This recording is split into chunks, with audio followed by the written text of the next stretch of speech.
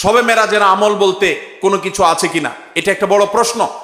আমরা যখনই রজব মাস শুরু হয় তখনই আমরা জিজ্ঞাসা করতে থাকি আলেমদের কাছ থেকে যে শবে মেরাজের নামাজ কিভাবে পড়বো, এই শবে মেরাজের আমলটা কি।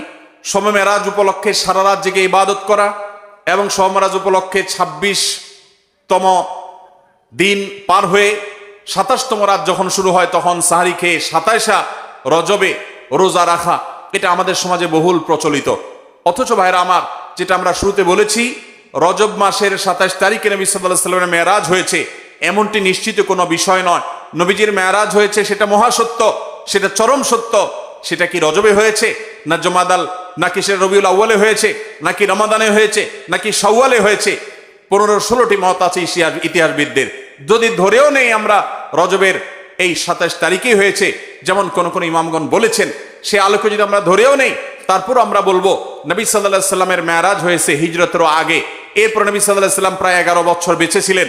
এই পুরো সময় জুড়ে কখনো তিনি মেরাজ দিবস, মেরাজ রজনী উদযাপন এটা তিনি কখনো করেছেন বলে কোনো জাল বা জয়ীফ হাদিসে পর্যন্ত বর্ণিত হয়নি। বিধায় মেরাজের এই ঘটনার পুনরাবৃত্তি বা এই ইতিহাস, ওই তারিখটার পুনরাবৃত্তিকে আপনার কেন্দ্র করে প্রতি বছর একটা বিশেষ দিনকে শবে মেরাজ উদযাপন করা, রাতভর বিশেষভাবে ইবাদত করা, দিনভর বিশেষ গুরুত্ব দিয়ে রোজা রাখার কথা বিশুদ্ধ কোনো হাদিস দ্বারা প্রমাণিত নয়।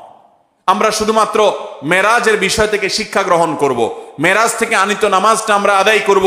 এর বাইরে এই তারিখকে কেন্দ্র করে রাতভর ইবাদত আপনি অন্য সময় করতে চাইলে এই মাসেও করেন, এই রাতেও করেন, অন্য সময় নফল নামাজ পড়েন, আপনি এদিনে নফল নামাজ পড়ার নিষেধ নাই। কিন্তু মেরাজকে কেন্দ্র করে কোনো নামাজ, মেরাজকে কেন্দ্র করে কোনো রোজা, এটা কোনো বিশুদ্ধ হাদিস দ্বারা বর্ণিত হয় নাই। অনেকে এই রজব মাসে বিশেষ উমরা করেন, যেটাকে উমরায়ে রজবিয়া বলে।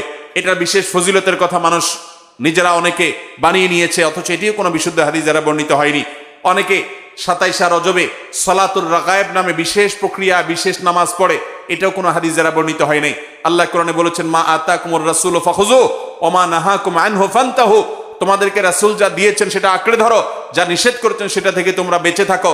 মন গড়া কোনো আমল করলে সওয়াব তো হবেই না, উল্টা বরং গুনাহ হবে। আমাদের সমাজে অনেক মানুষ আছেন যারা আজকাল এই সমস্ত কথা শুনলে বলেন যে এটা নাই সেটা নাই, কিছু লোক বাইরে হয়েছে, এটা নাই সেটা নাই শুধু বলে। ভাইরা বাবারা আমার, কোরআন এবং হাদিসে যদি থাকে আপনি 100 বার আমল করেন, আপনি একটু দেখেন, একটু যাচাই করেন, একটু চেক করেন। কোরআন হাদিস অনুবাদ হয়ে গেছে, কোনো বই পুস্তক নয়, হয় কোরআনে, আল্লাহর নবী করিম সাল্লাল্লাহু আলাইহি ওয়াসাল্লামের কোনো হাদিসে। ইসলাম ফাউন্ডেশন প্রায় সবগুলো বইয়ের অনুবাদ করেছে, বড় বড় প্রসিদ্ধ হাদিস গ্রন্থগুলো। আপনি চেক করে দেখেন যে মেরাজের রাতকে কেন্দ্র করে, মেরাজের দিনকে, দিবসকে কেন্দ্র করে কোনো আমল সাহাবায়ে কেরাম করেছে কিনা, নবী সাল্লাল্লাহু আলাইহি ওয়াসাল্লাম করেছে কিনা। তিনি যদি করে আপনি কেন করবেন না? আর যদি তিনি না করেন তো মনে রাখবেন, দেখতে মনে হয় নামাজ ভালো জিনিসই তো, আবার এখানে বাধা কেন? অনেকে বলেও যে রাত্রে মানুষ নামাজ পড়বে, চুরি তো করবে না, গান তো শুনবে না, তাহলে কিছু হুজুররা বাধা কেন দেয়? ভাইরা আমার, নামাজ আপনি পড়েন, এটাতে কোনো সমস্যা নেই, কিন্তু এই রাতে কোরআন হাদিসের নির্দেশ, ইসলামের নির্দেশ মনে করে যদি কোনো কাজ করেন, অথচ ইসলাম আপনাকে নির্দেশ করে নাই, তাহলে সেটা হলো মন গড়া আমল। মন গড়া আমলকে বলা হয় বেদাত, আর বেদাত হলো গোমরাহি, ভ্রষ্টতা। ওয়া কুল্লু দালালাতিন ফিন্নার, আর নবীজি বলেছেন সকল ভ্রষ্টতার ঠিকানা কোথায়? জাহান্নাম। আমরা যখন খেতে চাষ করি, চাষ করলে শুধুমাত্র যখন আপনি ধানের গাছ লাগান, শুধু ধান গাছ হয় না সাথে আগাছাও হয়? আগাছা দেখতে ধানের মতো না? আমরা কি সে আগাছাগুলো রেখে দেই নাকি আস্তে আস্তে তুলে ফেলে দেই? যদি কেউ মনে করে আরে ধান গাছ তো অল্প একটু জায়গাতে আছে, আগাছার জায়গায় হয়েছে, সমস্যা কি? এই বেচারাকে তুলে কেন মেরে ফেলতে হবে? থাকুক না, ধান গাছও থাকুক, ওইটাও থাকুক, তাহলে ধানের ফসলের ফলন ভালো হবে। আপনার ঈমান এবং আমলের ফলন যদি ভালো হতে হয়, তাহলে বিদআত এবং মন গড়া আমল এগুলো থেকে নিজেকে সরাতে হবে।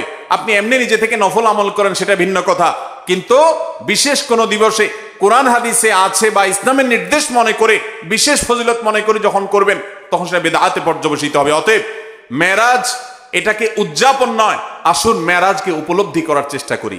মেরাজকে ঘটা করে পালন করা নয়, বরং মেরাজের শিক্ষাগুলো দিয়ে আমাদের জীবনকে আমরা সাজাবার চেষ্টা করবো তো ইনশাআল্লাহ। আল্লাহ রাব্বুল আলামিন আমাদের সবাইকে মেরাজের এই গুরুত্ব বুঝার তৌফিক দান করুন। এই মেরাজের অন্যতম বড় শিক্ষা হলো আমাদের প্রিয় নবী সাল্লাল্লাহু আলাইহি সাল্লামের মর্যাদা কত বেশি, এই মেরাজ থেকে আমরা উপলব্ধি করার সুযোগ পাই। কারণ তিনি তার হাবিবকে ডেকে নিয়ে গেছেন এবং অন্য নবীদের সাথে সাক্ষাৎ করিয়েছেন, নবী এবং রাসূলদের ইমামতি করিয়েছেন, এতগুলো বিষয় দিয়ে আল্লাহ তাআলা প্রমাণ করেছেন তার হাবিবের মর্যাদা কত বেশি। সেই সাথে মসজিদে আকসা এবং বাইতুল মাকদিসের যে মর্যাদা অনেক বেশি, সেটাও কিন্তু এই মেরাজের ঘটনা থেকে বোঝা যায় যে আল্লাহর হাবিবকে আল্লাহ তাআলা সেখানে প্রথমে নিয়ে গেছেন এবং বলেছেন কোরআনে যে তার চতুর্পাশে আল্লাহ তাআলা বারাকা দিয়েছেন।